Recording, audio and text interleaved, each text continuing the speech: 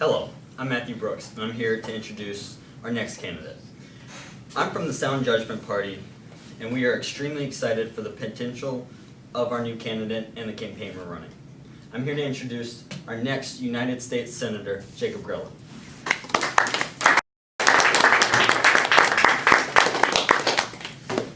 Hello friends, how are you? Just to start, I'm going to get some things out of the way just so you can kind of establish a base of who I am. I'm 45 years old. I was born in Fairfax, Virginia, and my parents were involved in economics since I was at a very young age and retired doing so. I've been married 10 years and have one child who is 8 years old. But with that out of the way, let's get started. Progress. My friends, we live in the greatest time in history. Only one time is greater than today, and that is tomorrow. But if no one in the world dreamed and worked for a better future, what would we have? We should have no better tomorrows, only average days with no improvement in sight. I want to move towards a better tomorrow and feel as if nothing in Congress is being done to help America and its citizens. This is why I, Jacob Grella, announced my candidacy for the United States Senate as a member of the Sound Judgment Party out of Virginia. I've been involved with helping the community on numerous local committees, and I graduated out of Yale with a master's in global marketing. I've worked in global marketing and foreign affairs out of Norfolk, Virginia for years. I feel as if I'm an able candidate and wish to make progress. Progress, though, is not silent.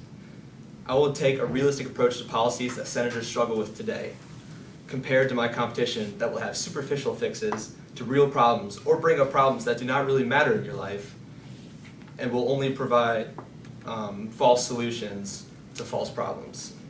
I will provide real answers and real solutions for real problems.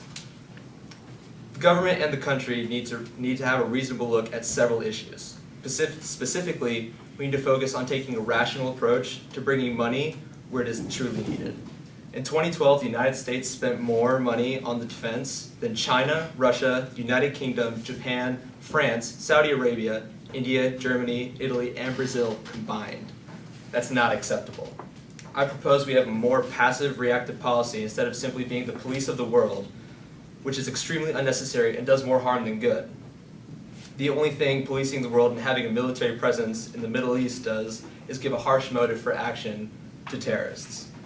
We should be putting money into things this country needs, such as infrastructure, which is badly in need of repair. How many times have you driven down the highway and have been stuck in traffic for hours because of road work that has been going on for the past 15 years? In doing so and putting money where the help is needed, we should put more money towards helping Syrian refugees. Millions of refugees are searching for a safe haven from Syria and are doing so because they're scared. Scared as you may be, fear of these people is completely unsupported. They are good people that just need a helping hand. Another issue that we need to face is the whole war on drugs. The United States has a ridiculous policy towards low-level, non-violent drug offenders, which drastically needs to be improved. I believe that marijuana should be legalized and people should have the freedom to do it if they do or do not choose. Not to mention, if correctly regulated, the immense amount of tax revenue which brings business and jobs would stimulate the economy. We also have the highest prison population in the world with over 2.2 million people incarcerated, most of which are low-level, non-violent drug offenders. People that could beneficially help the community, but instead we are wasting tax money on them stuck in cells. Progress, my fellow Americans. Not only progress, but lending a helping hand to those in need. And having the government to be a good Samaritan overall and have sound judgment, which we lack currently. Thank you, and I hope you consider what I said today in the voting booth.